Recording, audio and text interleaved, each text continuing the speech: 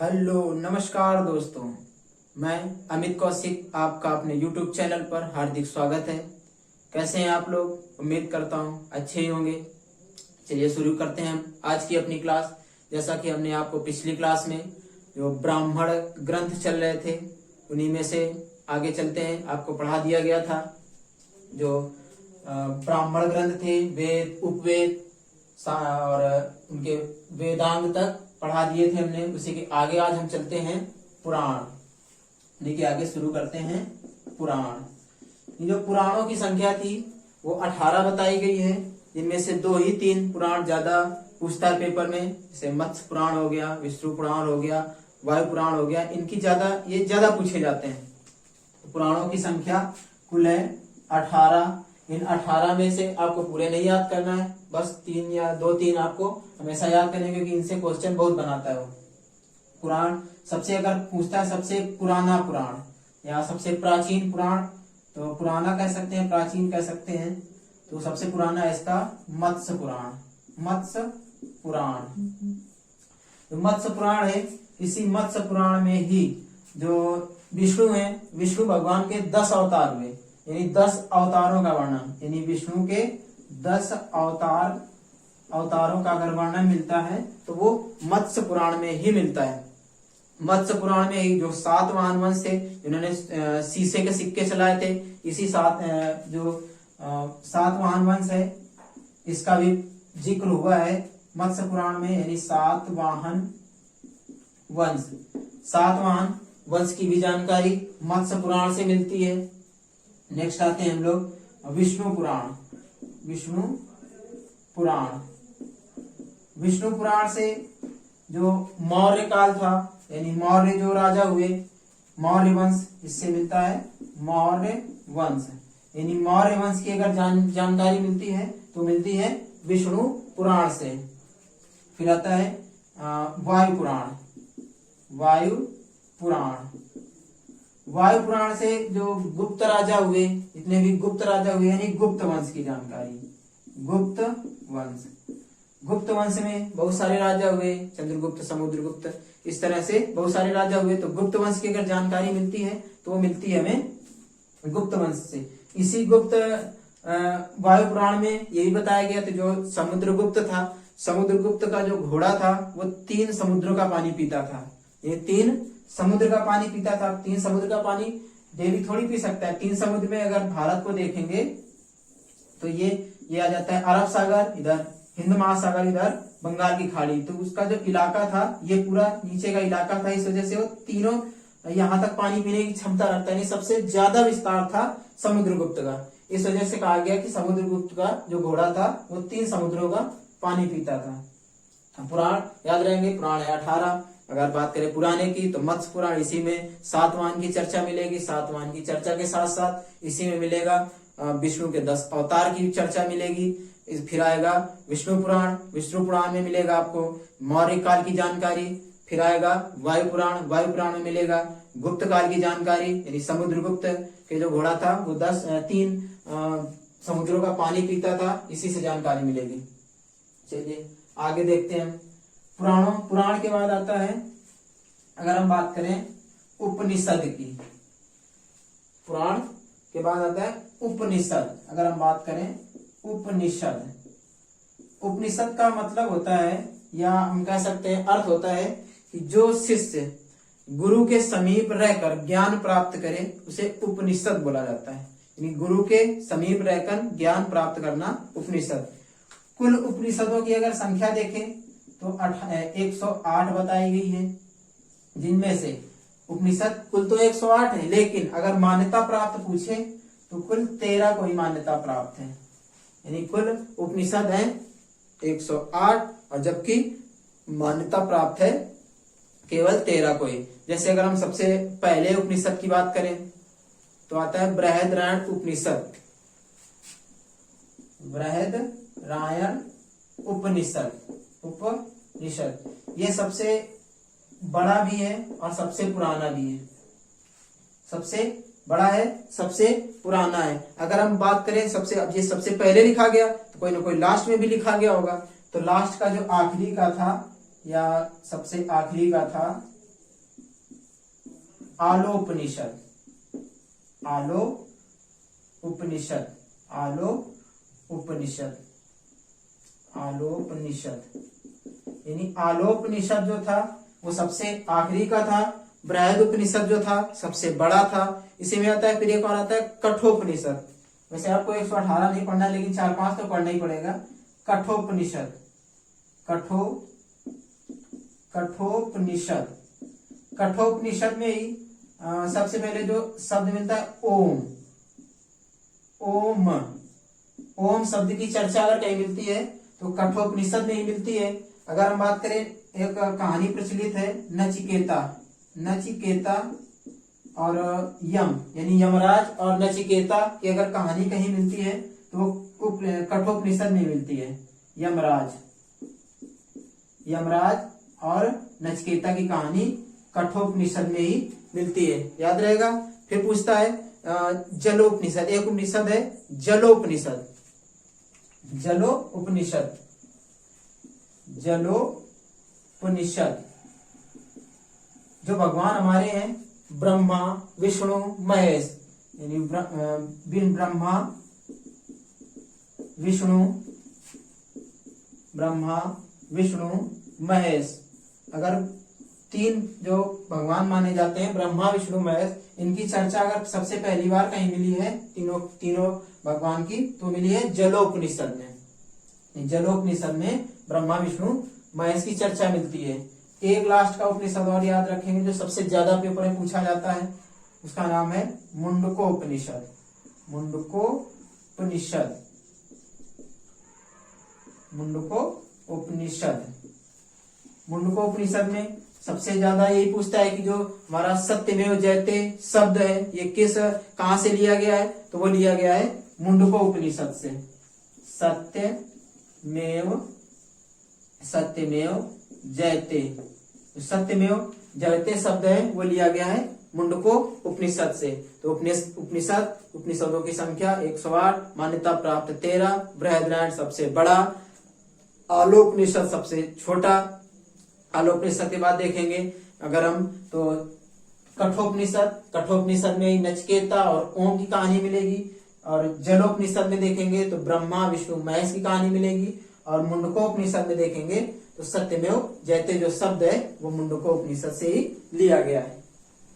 चलिए आगे देखते हैं हम लोग। अब आगे आते हैं हम लोग जो स्मृतियां हैं, यानी जो स्मृतियां हैं वो स्मृतियों की संख्या 36 बताई गई है। स्मृति, स्मृति साहित्य,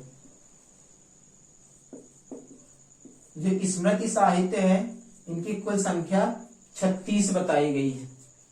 और जो इसी स्मृति साहित्य से ही जो पुराने समय के राजा थे, या हम प्राचीन भारत के राजा कह सकते हैं, या प्राचीन राजवंश कह सकते हैं। तो अगर प्राचीन राजवंश की बात करें तो स्मृतियों से भी, यानी स्मृति साहित्य से भी प्राचीन साहित्य की जानकारी मिलती है, या प्राचीन वंश की जानकारी मिलती है। प्राचीन वंश की जानकारी स्मृति साहित्य से भी मिलती है। इन्हीं में से एक आती है विष्णु साहित्य, विष्णु स्मृति साहित्य, विष्णु स्मृति साहित्य, विष्णु स्मृति साहित्य। इन्हीं के साथ एक अगर दोनों इसमें मिलता है, और एक है हमारी नारद साहित्य, नारद स्मृति साहित्य। नारद स्मृति साहित्य और विष्णु स्मृति साहित्य, इन दोनों ही साहित्यों में या इन दोनों स्मृतियों में गुप्त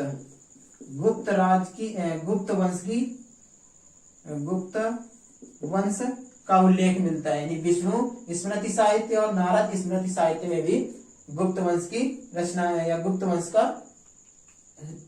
वंश की जानकारी मिलती है। उसके बाद आते हैं हम, एक हमारी है याज्ञवल्क्य स्मृति, याज्ञवल्क्य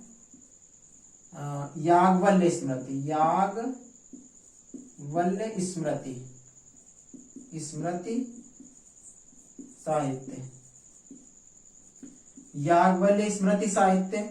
और इसी याज्ञवल्क्य स्मृति साहित्य में जो जुआ होता है, जुआ यानी जुआ खेलना उचित बताया गया है। जुआ खेलना उचित बताया गया है। जो स्मृति साहित्य है इसमें जुआ खेलना उचित बताया गया है। और इसी स्मृति, इसमें जो याज्ञवल्क्य स्मृति है और एक स्मृति है मनु स्मृति, जो सबसे ज्यादा प्रसिद्ध है, मनु स्मृति। मनु स्मृति से बहुत क्वेश्चन बनता है। मनु स्मृति साहित्य, मनु स्मृति साहित्य, मनु स्मृति साहित्य और याज्ञवल्क्य स्मृति साहित्य, अगर इन दोनों की चर्चा करते हैं या दोनों साहित्यों की बात करते हैं तो इसमें जो मौर्य वंश है, यानी मौर्य वंश की अगर साहित्य में बात करेंगे तो इन दोनों से मौर्य वंश के साक्ष्य मिलते हैं या मौर्य वंश की चर्चा है इनमें। क्योंकि ये वंश कई कई किताबों में वंश मिले, तभी ये सीक्वेंस मिला कि इस वंश के बाद ये वंश चला, इसके बाद ये वंश आया। तो ये एक नहीं बहुत सारी किताबों में मिलते हैं, तभी कंफर्म हो सका कि ये वंश चला या ये वंश इतने समय तक रहा। इसमें याज्ञवल्क्य स्मृति में ही जुआ खेलना को उचित बताया गया है। इसी में ये बताया गया है याज्ञवल्क्य स्मृति में कि आप अपनी आत्मा को मत तड़पाओ और जितना हो सके उसकी इच्छा की पूर्ति करो। यानी इसमें आत्मा को न तड़पाने की बात कही गई है। यानी अगर आपकी इच्छा है कि हम अच्छे से अच्छा खाना खाएं या अच्छे से अच्छे वस्त्र पहने, तो आप चाहे उधार लेके पहने या दूसरे से कर्ज लेकर करें और वो काम जरूर करें। यानी अगर हमको घी पीना चाहते हैं हम, तो भले ही आप उधार लेके घी पिए, वो घी पिए। तो ये बात गलत है कि अगर हम उधार लेके सब कुछ काम करते रहे तो फिर भरेगा कौन। तो जो लिखा है उसमें ये बताया गया कि ऐसी लिखा भी गया इसमें। अब आते हैं हम लोग मनु स्मृति। मनु स्मृति में बहुत ही ज्यादा अंधविश्वास रहे।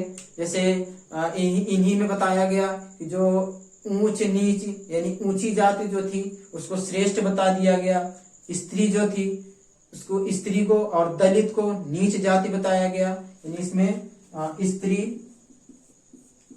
स्त्री और दलित, स्त्री दलित को नीच निम्न जाति का बताया गया है, निम्न बताया गया है, निम्न बताया गया है। जबकि उच्च इसमें जो अमीर लोग थे या जिनको हम कह सकते हैं ऊंची जाति के थे, उनको वरीयता दी गई थी। इन्हीं में जो मनु स्मृति है, इसी में जो विवाह था, विवाह के लिए इसमें चर्चा की गई है। उन्होंने इसी मनु स्मृति बताया कि विवाह के लिए जो पुरुष की आयु होनी चाहिए, पुरुष की आयु 25 वर्ष होनी चाहिए, जबकि महिला की आयु 12 वर्ष होनी चाहिए। अब 25 वर्ष का पुरुष और 12 वर्ष की महिला, ये कोई कॉम्बिनेशन बनता ही नहीं है। तो जो की बात उस समय का था, यही तो था बाल विवाह। यानी ये बाल विवाह एक तरह का हुआ। यानी पुरुष की उम्र है महिला से 2 गुना और महिला की उम्र 12 साल और पुरुष की उम्र 25 साल। तो बहुत छोटी सी उम्र में ही लड़की की शादी कर देते, तो वही बाल विवाह था। तो ये भी बात गलत थी, गलत है इसमें। इसी में 8 प्रकार के जो विवाह हैं, यानी 8 प्रकार के विवाह की चर्चा भी मनु स्मृति में की गई है। जैसे गंधर्व विवाह है, इस तरह से पिशाच विवाह है और इस तरह के 8 विवाह की चर्चा इसी में करी गई है। इसी में ही जो मनु स्मृति है, इसमें थोड़ा सा और आगे बढ़ते हैं, यानी इसको हम एक बार देख लेते हैं। स्मृति साहित्य में कुल 36 स्मृति साहित्य हैं। प्राचीन वंशों की जानकारी मिलती है इसी से।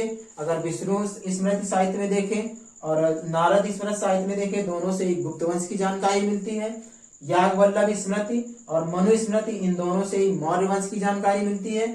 याज्ञवल्क्य स्मृति में ही जुआ खेलना, शराब पीना, इस तरह के जो काम थे उन्हें वैध बताया गया है।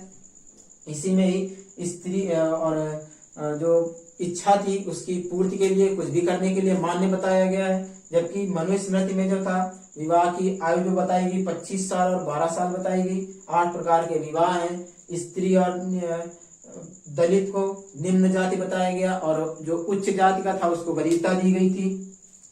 अभी इसी मनु स्मृति में ही और चीजें देखते हैं। मनु स्मृति में काफी चीजें मिली हैं। इसे पुराने समय का जो सबसे पहली अगर जो तरीके थे, या जो कह सकते हैं हम जो अर्थशास्त्र, यानी जैसे बताया गया कि मनुस्मृति में ही सबसे पुरानी, क्योंकि ये मनुस्मृति में सबसे ज्यादा मनुस्मृति चलती थी, इसलिए मनुस्मृति में ही 4 तरह के पुरुषार्थ बताए गए, 3 तरह के ऋण बताए गए। इसी में ही 3 ऋण बताए गए हमें। 3 ऋण में था ऋषि ऋण, देव ऋण के साथ साथ पितृ ऋण, यानी 3 ऋण बताए गए, ऋषि ऋण, देव ऋण और पितृ ऋण। इसी में 4 पुरुषार्थ बताए गए। 4 पुरुषार्थ की भी मनुस्मृति में चर्चा है। जैसे पहला नंबर पुरुषार्थ की अगर हम बात करते हैं तो आता है कर्म, यानी कर्तव्य, यानी कर्तव्य हमें करते रहना चाहिए, अपने कर्तव्य से विमुख नहीं होना चाहिए, यानी कर्म यानी कर्तव्य। दूसरा है अर्थ मतलब धन। दूसरा है अर्थ, कर्म अर्थ। दूसरा आता है काम। तीसरा आता है काम मतलब काम सूत्र से, काम सूत्र। और थर्ड आता है या चौथा आता है मोक्ष यानी मुक्ति प्राप्त करना या मोह माया को त्याग करना, मोह माया का त्याग करना, ये इसी में बताया गया है। इसी में ही जो हमारे संस्कार हैं, 16 संस्कार, इसी मनुस्मृति में ही 16 संस्कारों की भी चर्चा की गई है। 16 संस्कार हैं। सबसे आखिरी का जो संस्कार होता है वो दाह संस्कार। जब व्यक्ति मर जाता है, जो आखिरी का संस्कार होता है वो दाह संस्कार होता है। और संस्कार शुरू हो जाते हैं माँ के पेट से ही। 6 माह का जब बच्चा पेट में होता है तब वो कहते हैं कि माँ के पेट में 6 माह का बच्चा कुछ ना कुछ सीखने लगता है। इसीलिए कहा जाता है कि जब 6 महीने के बाद जब बच्चा कुछ ना कुछ सीखने लगता है तो उसे उसकी माँ को जो चाहती है या जो अच्छे से अच्छा खाना या अच्छे से अच्छे किताबें पढ़ने के लिए बताया जाता है, धार्मिक काम करवाए जाते हैं, ताकि जो बच्चे पर असर है वो पॉजिटिव असर पड़े। क्योंकि 6 माह तक यानी पहला संस्कार व्यक्ति का पेट में ही शुरू हो जाता है, माँ के पेट से ही 6 माह में संस्कार शुरू हो जाता है। फिर जनेऊ संस्कार है, शादी विवाह का संस्कार है। इस तरह से पूरे जीवन भर मनुष्य के जीवन में कुल 16 संस्कार दिए गए हैं। इसी में ही जो आश्रम है, यानी जो 4 आश्रम भी बताए गए, उन 4 आश्रमों की अगर बात करें हम, 4 आश्रम देखें अगर हम, 4 आश्रमों की भी चर्चा की गई है। 4 आश्रम है। इसमें पहला अगर देखा जाए तो 0 से लेकर 5 वर्ष तक जो शिशु अवस्था थी उसे छोड़ दिया जाता है। या शिशु अवस्था 0 से 5 साल तक शिशु अवस्था रहती है, उसे कोई मतलब नहीं, बिना उस समय बच्चा ना कुछ पढ़ता है ना कुछ मतलब, केवल खाने से मतलब रहता है। आश्रमों में अगर हम बात करें 5 साल से लेकर 25 साल तक, इस समय मनुष्य जो आश्रम है वो ब्रह्मचर्य का पालन करना होता है। ब्रह्मचर्य का पालन करते हुए 5 साल से 25 साल तक व्यक्ति शिक्षा ग्रहण करता है। 25 साल से 50 साल यानी 25 साल से लेकर 50 साल तक मनुष्य का जो रहता है वो रहता है गृहस्थ, यानी 25 साल से 50 साल तक मनुष्य गृहस्थ जीवन व्यतीत करेगा, गृहस्थ। और जो 50 साल होता है यानी 50 साल से 75 साल तक वो रहेगा वानप्रस्थ, उसके साथ साथ सामाजिक कार्य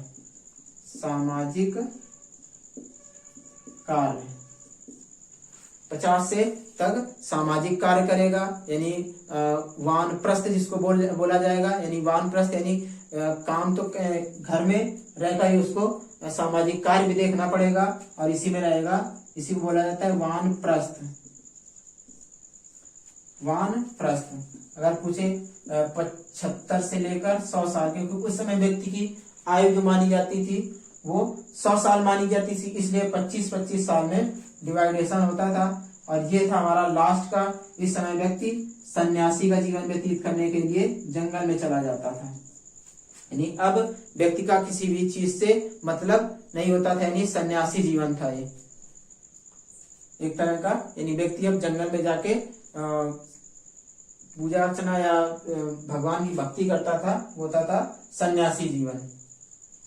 तो मनुस्मृति में भी कई चीजें मिली, 4 आश्रम मिले, 3 ऋण मिले, 4 पुरुषार्थ मिले, 3 ऋण में देव, पितृ और ऋषि, 4 जो पुरुषार्थ मिले। 4 पुरुषार्थ में देखेंगे हम लोग तो कर्म, धन और मोक्ष, और मोक्ष के साथ साथ काम, यानी काम सूत्र। 4 आश्रम मिले, ब्रह्मचर्य, गृहस्थ और वानप्रस्थ और सन्यासी। हम लोग देखते हैं ये आपका जो ब्राह्मण ग्रंथ थे उन्हीं में सारी चीजें थी। अभी अब और 2 चीजें और बचती हैं, 1-2 चीजें, उनकी भी चर्चा कर लेते हैं। आज आपका ये ब्राह्मण जो ग्रंथ थे ये समाप्त हो जाएंगे। नेक्स्ट हम लोग चलेंगे, अगले वीडियो में देखेंगे दूसरी चीजें। अब आपका लास्ट में बचता है जैसे महाकाव्य होते हैं। महाकाव्य, ऐसा महाकाव्य जो बड़े बड़े, यानी भारत में कुल मात्र 2 ही महाकाव्य हुए। महाकाव्य भारत में केवल 2 ही सबसे बड़े महाकाव्य हैं। इन महाकाव्यों में हम देखेंगे तो एक है रामायण और एक है महाभारत। रामायण को लिखा वाल्मीकि ने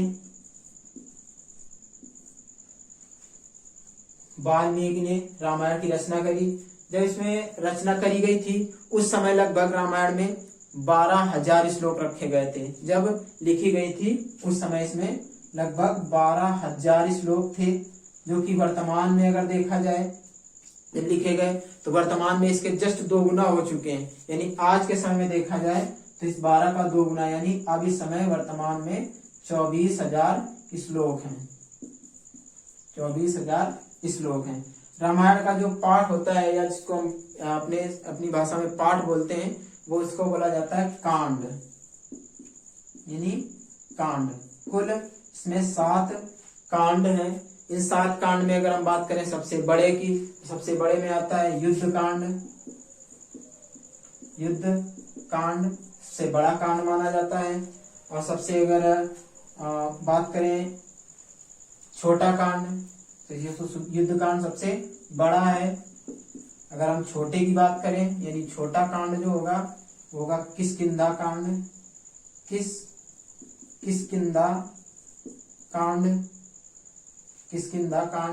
ये सबसे छोटा कांड है। अगर हम बात करें इनमें से सबसे जो महत्वपूर्ण कांड है, यानी सबसे जो जिसको हम बोलते हैं महत्वपूर्ण कांड, उसको बोला जाता है सुंदर कांड। जिसी का पाठ मंदिरों में किया जाता है तो वो है महत्वपूर्ण कांड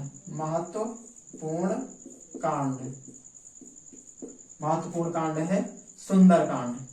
इसी सुंदर कांड का ही मंदिरों में पाठ किया जाता है। सबसे छोटा हो गया किष्किंधा, सबसे बड़ा हो गया युद्ध। सब कुल टोटल पाठ की बात करें या कांड की बात करें 7, और सबसे महत्वपूर्ण है सुंदर कांड, सबसे छोटा किष्किंधा कांड, सबसे बड़ा है युद्ध कांड। अब आते हैं हम लोग महाभारत में। महाभारत का अगर हम बात करें पुराना नाम, तो महाभारत का पुराना नाम है जय संहिता। जय मतलब होता है विजय, और संहिता मतलब नियम कानून, यानी हम लोग विजय कैसे प्राप्त करें। जय का मतलब विजय से है, संहिता का मतलब कानून से है या तरीका से है, इसीलिए जो इस समय हमारी जो संविधान में भी चलता है आईपीसी जो धाराएं हैं वो ज्यादातर संहिता के ही नाम से चलती है, क्योंकि तरीका बताया गया इसमें। महाभारत इसकी रचना जो करी इसकी वेदव्यास ने इस महाभारत की रचना करी। जैसे इसमें कांड होता है उसी तरह इसमें अगर देखें महाभारत में, इसमें बोला जाता है पाठ को बोलेंगे पर्व। अब पर्व इसमें 7 कांड यानी 7 पाठ, तो इसमें पर्व है, क्योंकि महाभारत जो थी महाभारत की जो लड़ाई चली थी वो महाभारत की लड़ाई 18 दिनों तक चली थी। इसमें लाखों की संख्या में ये लोग मारे गए। तो जो पर्व था यानी एक पर्व एक दिन में लिखा जाता था, यानी एक दिन के युद्ध का एक पर्व लिखा जाता था। इस वजह से इसमें कुल 18 पर्व हैं। इनमें से सबसे अगर हम बात करें महत्वपूर्ण पर्व की, तो महत्वपूर्ण पर्व है भीष्म पर्व, यानी भीष्म पर्व जो है सबसे महत्वपूर्ण है। भीष्म पर्व महत्वपूर्ण है। इसी भीष्म पर्व को ही भागवत गीता कहा जाता है। भागवत गीता, ये जो अदालत वगैरह में रखी होती है गीता, जिसको हम लोग गीता बोलते हैं, तो गीता जो महाभारत है, महाभारत का गीता एकमात्र पर्व है, यानी एक पर्व है भागवत गीता। जो किताब आती है वो एकमात्र पर्व होती है जो भागवत गीता बोलते हैं, वो एकमात्र पर्व है, जबकि महाभारत 18 पर्वों का संकलन है।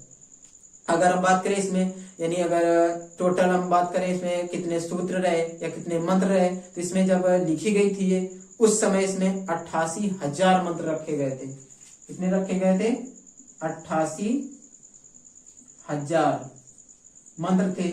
अब अगर हम वर्तमान की बात करें, यानी वर्तमान स्थिति में इसमें 1,11,000 मंत्रों का उल्लेख मिलता है। इस समय वर्तमान स्थिति में है 1,11,000 मंत्र।